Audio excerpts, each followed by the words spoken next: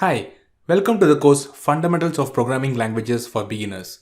This course is a guide for beginners to learn the foundations of coding for starting a programming career. I am Praveen Kumar Bovna, shortly Praveen from CodeWithPraveen.com, your instructor for this course today. I have 14 plus years of experience in software development in C#.NET. I have worked in various MNCs developing enterprise applications related to security surveillance, access control, and other automation control systems. In this course, you will learn the fundamentals of programming language from the ground up.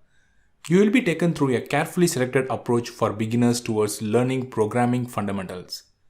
We will create pseudocodes and flowcharts for some simple problem statements along the way to learn and apply the programming concepts in a language-neutral manner. Some of the topics you learn include an introduction to programming fundamentals, understanding variables and types, understanding operators, conditional statements and loops, understanding comments, functions, and finally exceptions. Each of these sections contains lots of activities such as quizzes and assignments to validate your learning at each stage. At the end of this course, you will have a strong foundation on the fundamentals of programming languages and coding constructs.